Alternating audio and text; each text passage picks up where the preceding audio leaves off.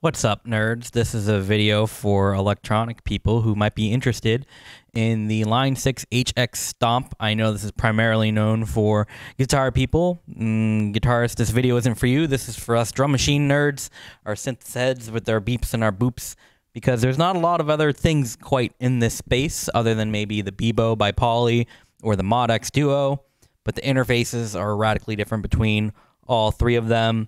There are some more legacy stuff like the Chaos Pad line, but those don't have a nice balanced out and they don't have multiple ins. So this might be an option for you if you want something new and something with a lot of support. Yeah, the analog heat is also a thing, but the analog heat's primarily just compression and distortion, whereas this little puppy can do a whole lot more. So with that said, I'm not going to show you how to use this. It's not about the how, it's more about just the what. I want to show you what it can do in a DAW-less setup to figure out, hey, maybe if this is for you, maybe get some ideas, and maybe you can teach me something because it's all very new to me as well. But I'm making this video because I wish there was one like it before I bought this, because man, this thing is popular, but only with guitarists. So electro nerds, don't sleep on it. I think it's great.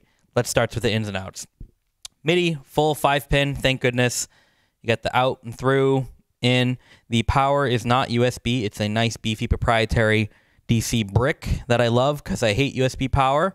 The out is a nice balanced out. I'm using TRS to XLR. The in, unfortunately, the main in is not balanced. Those are just typical 1/4 inch, but what can you do? Here is a expression port that use TRS for. I'm using an expression slider. There's a couple companies that make these things, and I would say it's absolutely essential if you're going to use this in a desktop unit, and I'll show you why more in just a bit. There are multiple versions of the Helix line. The HX Stomp is by far the smallest, and it just doesn't come with an expression pedal, whereas other ones do. So the whole system within here is really built around having a wah pedal or expression pedal. So this is essential.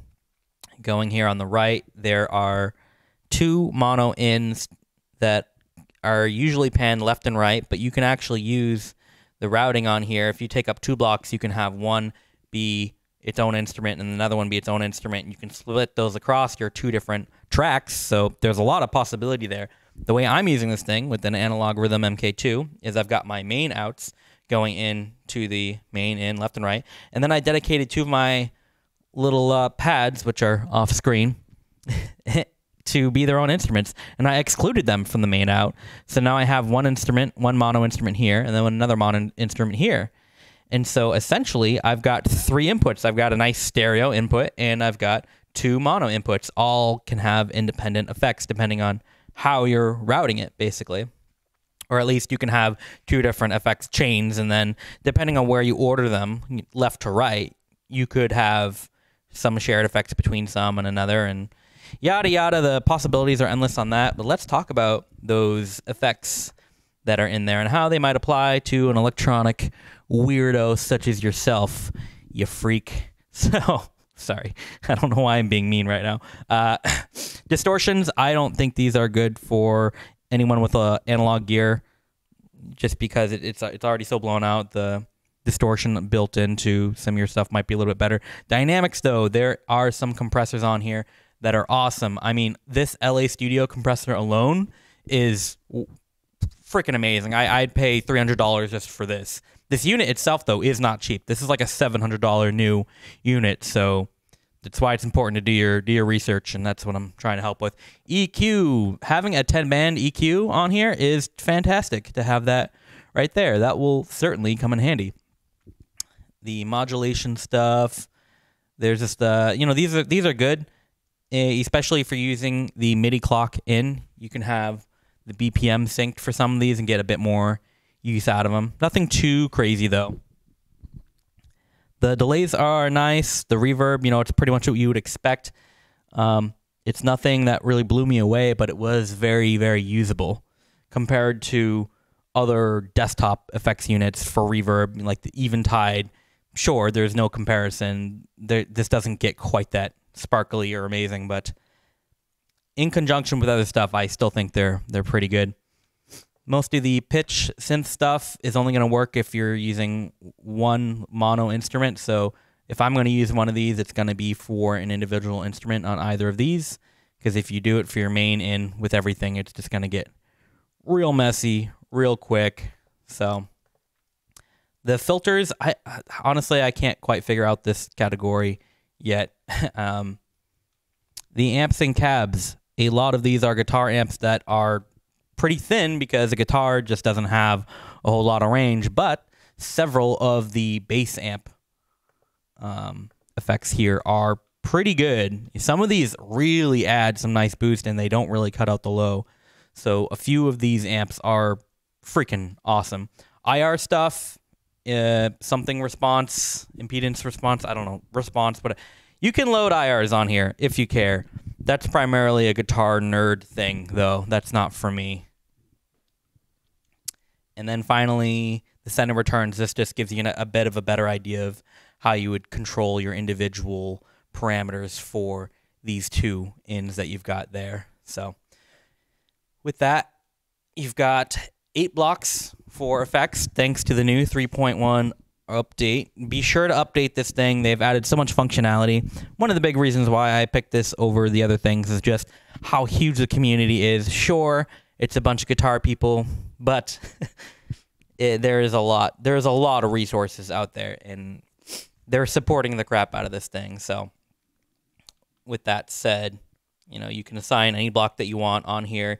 You can change the order of them as well. You can change the way in which lines A and line B merge or, you know, don't. And then you can have the way that it splits be different as well. You can use a high pass, low pass crossover to make it decide which one goes on which piece. But for me, I like to start off with a completely fresh, dry B and then just use my extra 2 inputs here, my 2 monos, and kind of go from there. So with that said, let's talk real quick about the expression pedal and what it does.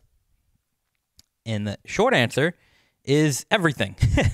You can see here on this drive, when I move this expression slider, wow.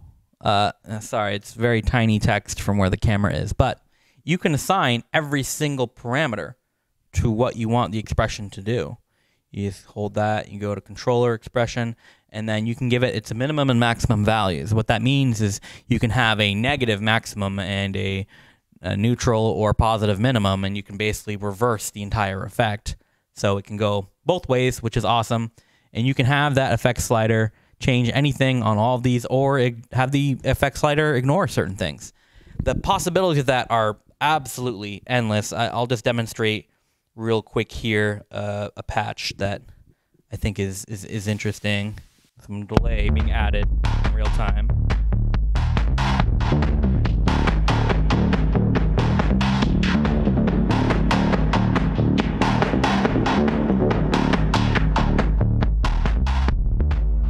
And depending on how you make the effect slider change, I'm primarily adjusting the mix on a lot of those effects, but if I were instead keeping the mix normal, and you see right there, if I was actually changing just the parameters itself, you would have a lot more of that trail.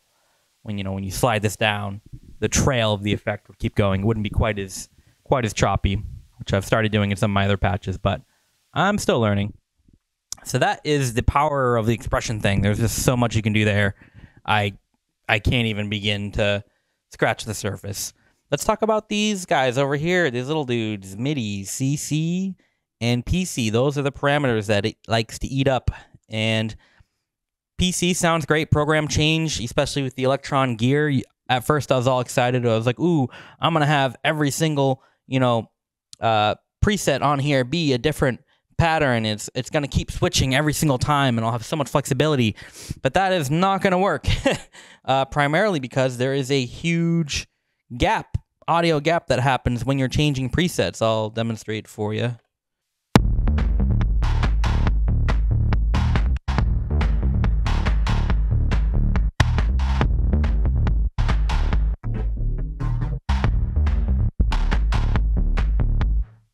So as you can hear, there's a little gap in between each preset, and that if that's happening all the time, it will absolutely demolish. Oh, burping.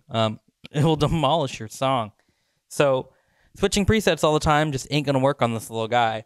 I will say that if you buy one of the bigger units, not the Stomp, but the other Helix things, there is a way with the new 3.0 update to sacrifice half of your DATs or whatever, half of your lines to create true blending between presets, but it requires a unit much more powerful than the Stomp. The Stomp cannot do that, and that is by far the biggest shortcoming of this piece.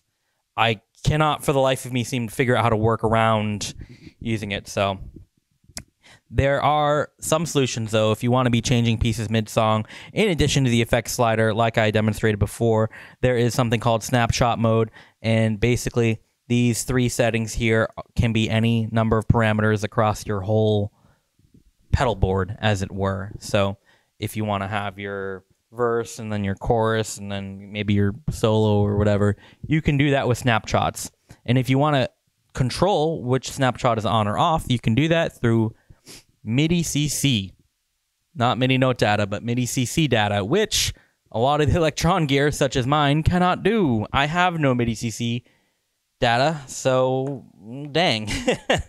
I'll have to do it the old-fashioned way and click the button like a plebe. With that said, you can always buy a MIDI translator box, or if you're cheating and just using a computer, then, I mean, what do you need any of this for, to be honest? So, I can't use the MIDI CC or PC.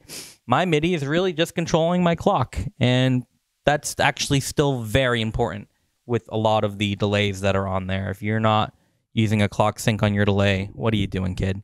Finally, let's talk about the looper, which unfortunately I couldn't figure out a way to make the looping quantized to the clicking. That might be a functionality I just haven't learned yet, but I don't think it can do it. So, with our looper here, there might be a way to use the looper to help blend different patterns. I know for me, you know, even though I can't do anything about this preset knob clipping between one preset and the next, at least I can use the looper on here as a way to buy myself some time on my machines. Maybe I needed to load a preset or something on my drum machine.